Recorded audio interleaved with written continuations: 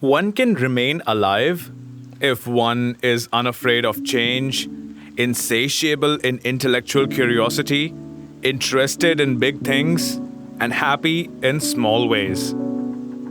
Ah, Edith Wharton, that is truly a good mantra for living life. Hi there, and welcome back to Folksy, the Storytime podcast where we explore the best short story writers of the 19th century, which sometimes also include people born in the 19th but famed in the 20th century. Because that's just how things work, you know? And that's how things are with our author of the day, Ms. Edith Wharton. No direct relation to Wharton Business School, I checked. Ms. Wharton, aside from being a multifaceted talent, being a novelist, short story writer, and designer, was also the first ever female winner of the Pulitzer Prize for Literature for her work The Age of Innocence. Ms. Wharton was born Edith Newbold Jones and had a fairly affluent early life, which enabled her to write with an insider's view about the Gilded Age in American history. This is a period from the 1870s to the early 1900s, where the growth rate for America was off the charts. Look it up if you don't believe me. There were two depressions in the middle of this period, and still the average wages almost doubled between a period of 20 years. Let's see whether today's tale reflects some of that, shall we? This story is called The Dilettante, from the collection The Descent of Man and Other Stories. It was on an impulse, hardly needing the arguments he found himself advancing in its favor, that Thursdale, on his way to the club, turned as usual into Mrs. Vervain's street. The as usual was his own qualification of the act, a convenient way of bridging the interval, in days and other sequences, that lay between this visit and the last. It was characteristic of him that he instinctively excluded his call 2 days earlier with Ruth Gaynor from the list of his visits to Mrs. Vervain. The special conditions attending it had made it no more like a visit to Mrs. Vervain than an engraved dinner invitation is like a personal letter. Yet, it was to talk over his call with Mrs. Gaynor that he was now returning to the scene of that episode. And it was because Mrs. Vervain could be trusted to handle the talking over as skillfully as the interview itself that, at her corner, he had felt the dilettante's irresistible craving to take a last look at the work of art that was passing out of his possession. On the whole, he knew no one better fitted to deal with the unexpected than Mrs. Vervain. She excelled in the rare art of taking things for granted, and Thursdale felt a pardonable pride in the thought that she owed her excellence to his training. Early in his career, Thursdale had made the mistake, at the outset of his acquaintance with a lady, of telling her that he loved her and exacting the same avowal in return. The latter part of that episode had been like the long walk back from a picnic, when one has to carry all the crockery one has finished using. It was the last time Thursdale ever allowed himself to be encumbered with the debris of a feast. He thus incidentally learned that the privilege of loving her is one of the least favors that a charming woman can accord. And in seeking to avoid the pitfalls of sentiment, he had developed a science of evasion in which the woman of the moment became a mere implement of the game. He owed a great deal of delicate enjoyment to the cultivation of this art. The perils from which it had been his refuge became naively harmless. Was it possible that he who now took his easy way along the levels had once preferred to gasp on the raw heights of emotion? Youth is a high-colored season, but he had the satisfaction of feeling that he had entered earlier than most into that chiaroscuro of sensation where every half-tone has its value. As a promoter of this pleasure, no one he had known was comparable to Mrs. Vervain. He had taught a good many women not to betray their feelings, but he had never before had such fine material to work in. She had been surprisingly crude when he first knew her, capable of making the most awkward inferences, of plunging through thin ice, of recklessly undressing her emotions. But she had acquired, under the discipline of his reticences and evasions, a skill almost equal to his own, and perhaps more remarkable in that it involved keeping time with any tune he played and reading at sight some uncommonly difficult passages. It had taken Thursdale 7 years to form this fine talent, but the result justified the effort. At the crucial moment, she had been perfect. Her way of greeting Miss Gaynor had made him regret that he had announced his engagement by letter. It was an evasion that confessed a difficulty, a deviation implying an obstacle where, by common consent, it was agreed to see none. It betrayed, in short, a lack of confidence in the completeness of his method. It had been his pride never to put himself in a position which had to be quitted, as it were, by the back door. But here, as he perceived, the main portals would have opened for him of their own accord. Of this and much more he read in the finished naturalness with which Mrs. Vervain had met Miss Gaynor. He had never seen a better piece of work. There was no over-eagerness, no suspicious warmth, above all, and this gave her art the grace of a natural quality.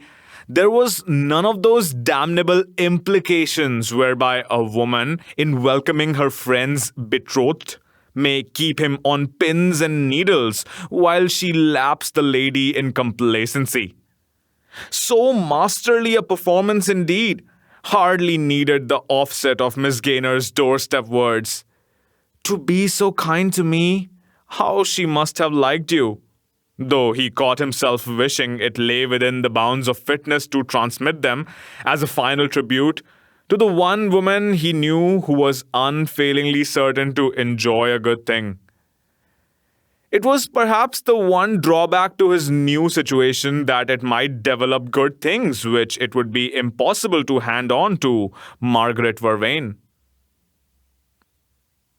The fact that he had made the mistake of underrating his friend's powers, the consciousness that his writing must have betrayed his distrust of her efficiency, seemed an added reason for turning down her street instead of going on to the club. He would show her that he knew how to value her. He would ask her to achieve with him a feat infinitely rarer and more delicate than the one he had appeared to avoid. Incidentally, he would also dispose of the interval of time before dinner.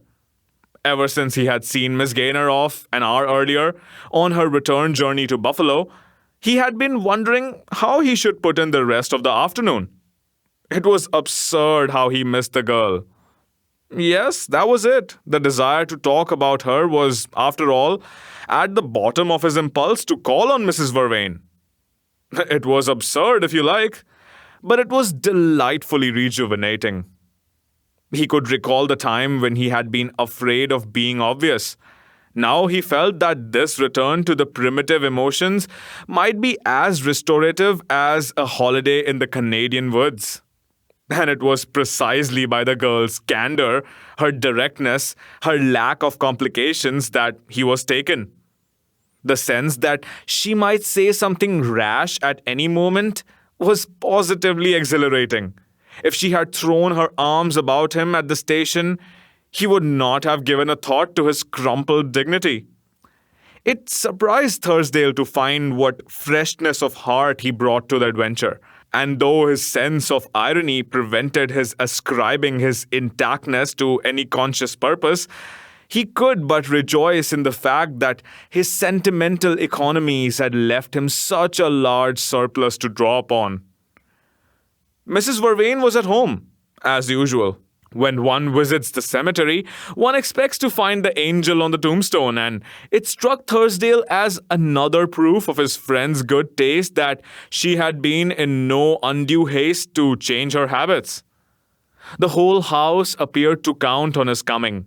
The footman took his hat and overcoat as naturally as though there had been no lapse in his visits, and the drawing room at once enveloped him in that atmosphere of tacit intelligence which Mrs. Vervain imparted to her very furniture.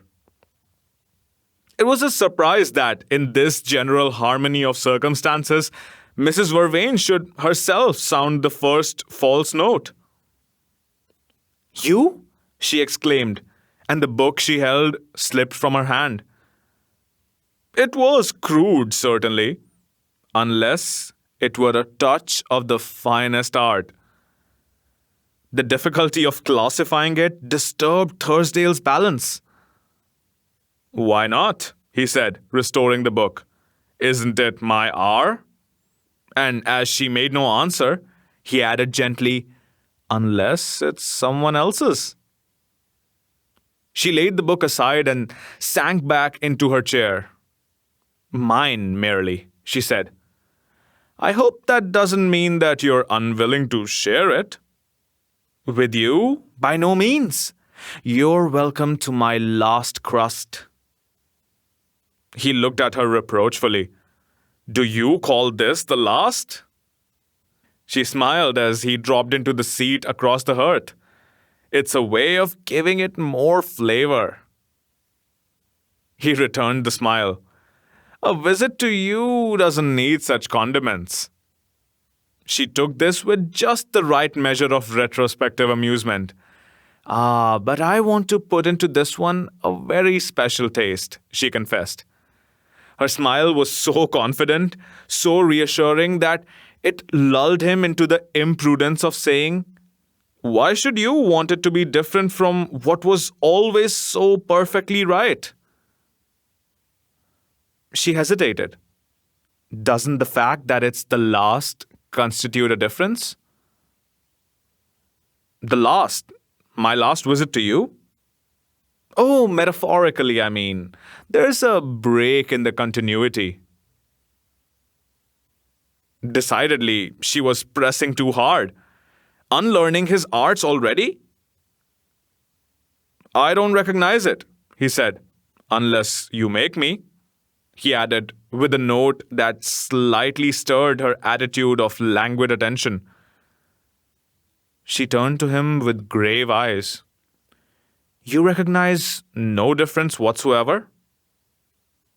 "None, except an added link in the chain." "An added link?" "In having one more thing to like you for. You're letting Miss Gaynor see why I had already so many." He flattered himself that this turn had taken the least hint of fatuity from the phrase. Mrs. Vervain sank into her former easy pose. "Was it that you came for?" she asked, almost gaily. "If it is necessary to have a reason, that was one." "To talk to me about Miss Gaynor?" "To tell you how she talks about you." "That will be very interesting, especially if you have seen her since her second visit to me." "Her second visit?" Thursdale pushed his chair back with a start and moved to another. "She came to see you again?" "This morning, yes, by appointment." He continued to look at her blankly.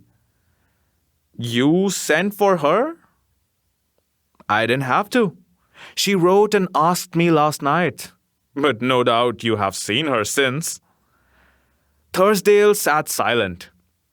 He was trying to separate his words from his thoughts, but they still clung together inextricably. "I saw her off just now at the station." "And she didn't tell you that she had been here again?" "There was hardly time, I suppose. There were people about," he floundered. She'll write then." He regained his composure. "Of course she'll write. Very often, I hope. You know I'm absurdly in love," he cried audaciously. She tilted her head back, looking up at him as he leaned against the chimney-piece. He had leaned there so often that the attitude touched a pulse which set up a throbbing in her throat. Oh, my poor Thursdale, she murmured. I suppose it's rather ridiculous, he owned. And as she remained silent, he added with a sudden break, Or have you another reason for pitying me? Her answer was another question. Have you been back to your rooms since you left her? Since I left her at the station? I came straight here. Ah, yes. You could. There was no reason. Her words passed into a silent musing. Thursdale moved nervously nearer. You said you had something to tell me? Perhaps I had better let her do so. There may be a letter at your rooms. A letter? What do you mean? A letter from her? What has happened? His paleness shook her, and she raised a hand of reassurance. Nothing has happened. Perhaps that is just the worst of it. You always hated, she added incoherently, to have things happen. You never would let them. And now? Well, that was what she came here for. I supposed you had guessed. To know if anything had happened. Had happened? He gazed at her slowly. Between you and me? He said with a rush of light. The words were so much cruder than any that had ever passed between them that the color rose to her face, but she held his startled gaze. You know, girls are not quite as unsophisticated as they used to be. Are you surprised that such an idea should occur to her? His own color answered hers. It was the only reply that came to him. Mrs. Vervain went on smoothly. I supposed it might have struck you that there were times when we presented that appearance. He made an impatient gesture. A man's past is his own. Perhaps. It certainly never belongs to the woman who has shared it. But one learns such truths only by experience, and Miss Gaynor is naturally inexperienced.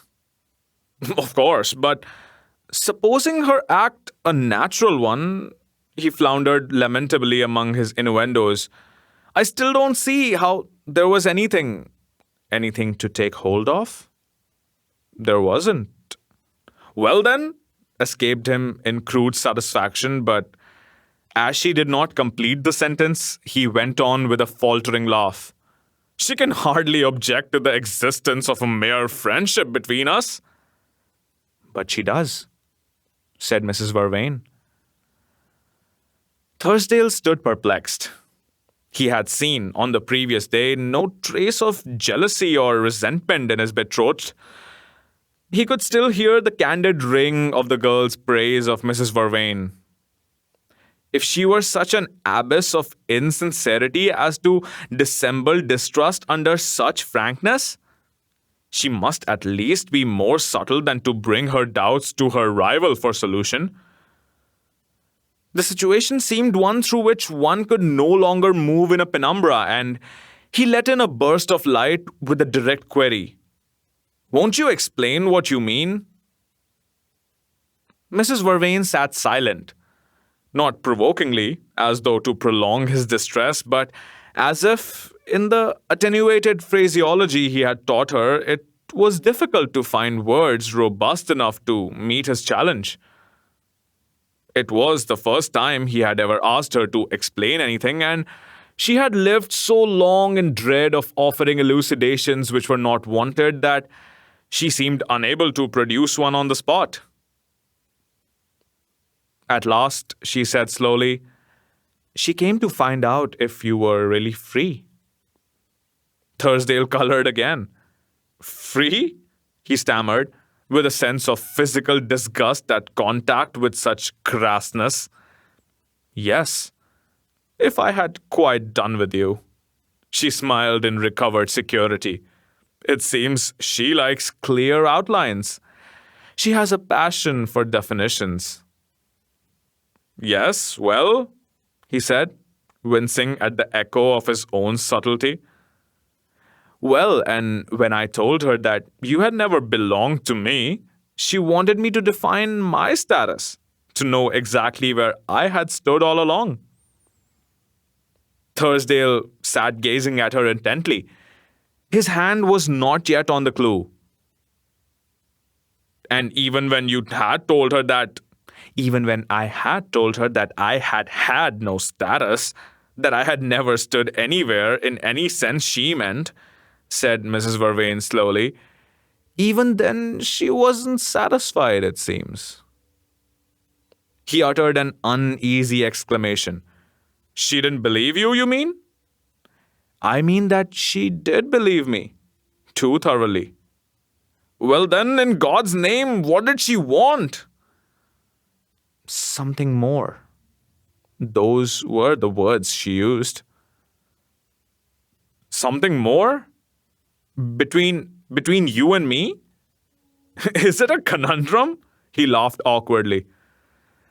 Girls are not what they were in my day. They are no longer forbidden to contemplate the relation of the sexes. So it seems, he commented. But since in this case there wasn't any, he broke off, catching the dawn of a revelation in her gaze. That's just it.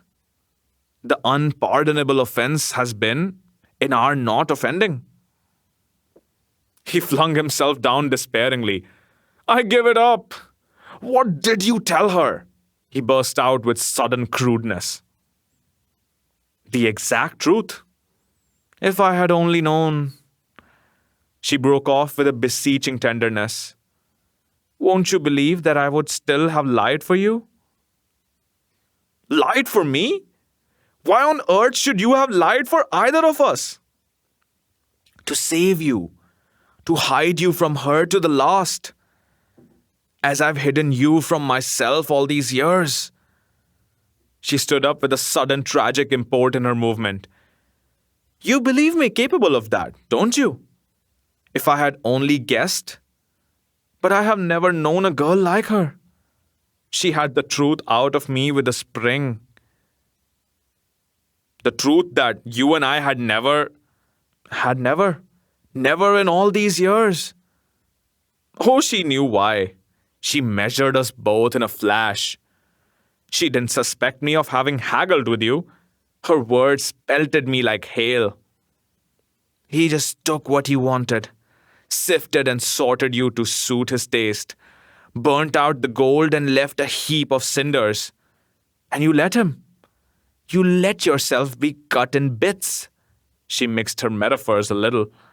Be cut in bits and used or discarded while all the while every drop of blood in you belonged to him.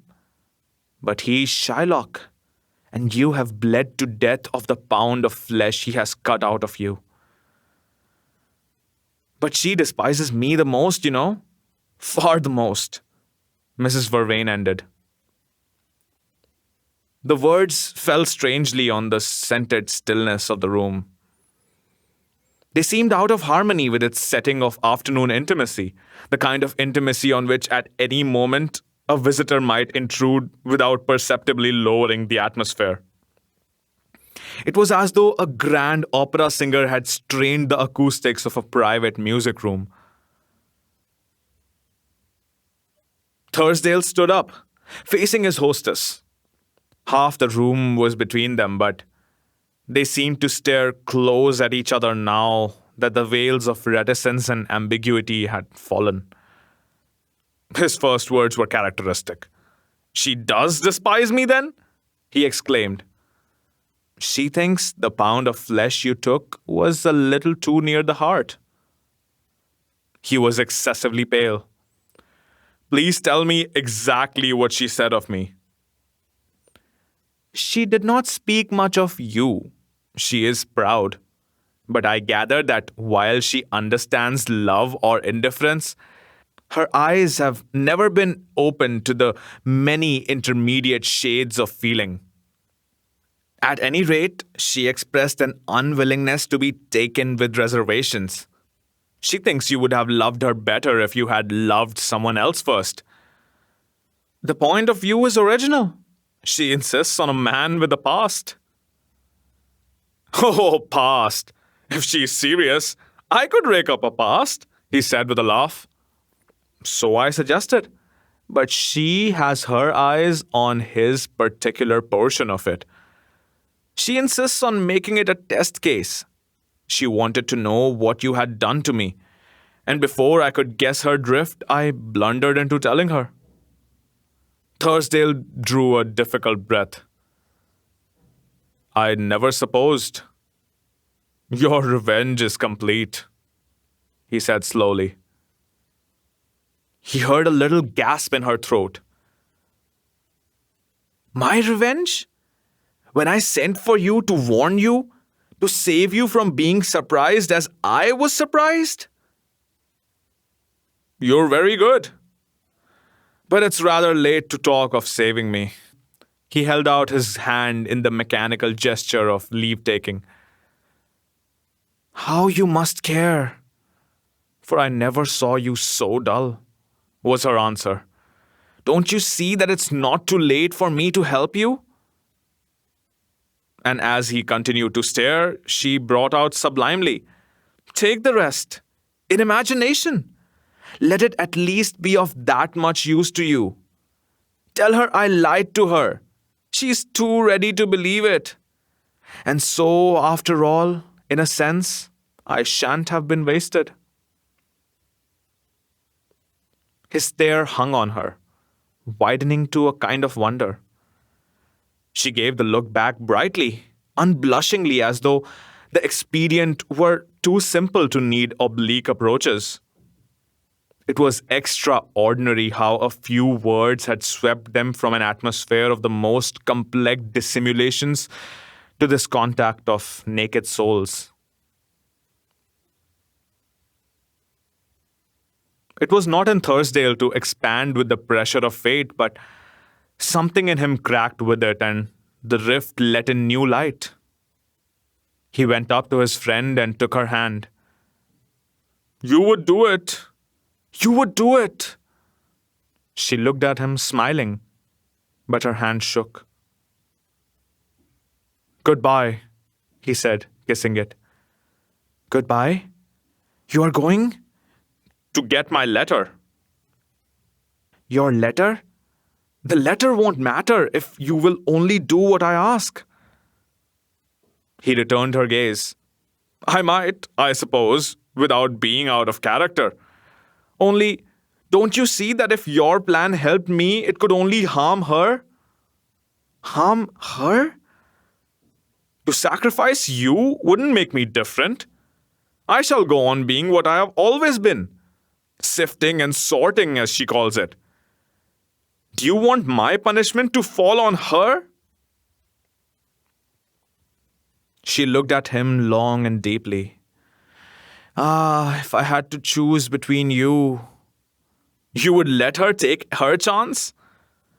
But I can't, you see. I must take my punishment alone. She drew her hand away, sighing. Oh, there will be no punishment for either of you. For either of us? There will be the reading of her letter for me. She shook her head with a slight laugh. There will be no letter. Thursdale faced about from the threshold with fresh life in his look. No letter? You don't mean... I mean that she's been with you since I saw her. She's seen you and heard your voice. If there is a letter, she has recalled it. From the first station, by telegraph. He turned back to the door, forcing an answer to her smile. But in the meanwhile, I shall have read it, he said. The door closed on him, and she hid her eyes from the dreadful emptiness of the room. And that was our story today. Well, half of my prediction proved true. The story was something that could only happen in a place of affluence, a place where every third person that you meet might be one of the richest people you ever meet, so that you have time to while away just sifting and sorting the people that you choose to associate with. Not that people don't do it these days, but then again, we're talking about something almost 100 years in the past. In fact, probably more. And I'm surprisingly saddened. Mrs. Vervain truly is an impressive character, and Miss Edith Wharton really is an expert storyteller to be able to craft such an amazing, almost jumping out of the page woman. I mean, it should not come as a surprise, her being a woman herself, but still, it is rare to find such powerful female characters in fiction. Not because there are no powerful women in fiction, but because with the patriarchal leaning society that we still live in fact, it is practically patriarchal now too, what becomes successful is usually defined by the people at the top, and it is hard for a woman to exist in the crudeness of man's world, simply because from birth we kind of try to condition our kids to behave in a certain pattern, and if they don't, it's untoward, and it's only later when they are self-dependent that most can choose to be who they really are. A lot of complexity that I try to just lightly brush over, so I might not make as much sense, and I might even offend your sensibilities. But what did you think about it? Liked it? Loved it? Hated it? Hated my commentary? Whatever. Whatever your thoughts may be, I'd love to hear them. And the easiest way, as always, is to use the link in the description to send me a voice note. I'll even add your thoughts to the next episode. How cool is that? Musical credits go to our friend Prod Ridderman. He's the guy to hit up on YouTube for all variety of new age instrumentals, and they're all free to use. So check him out in the description as well. If you want to read today's tale for yourself, it's available as always on gutenberg.org. That's gutenberg.org. And that's all we have for today. Catch me here next week as I totally failed to record the tale on time yet again. Toodles!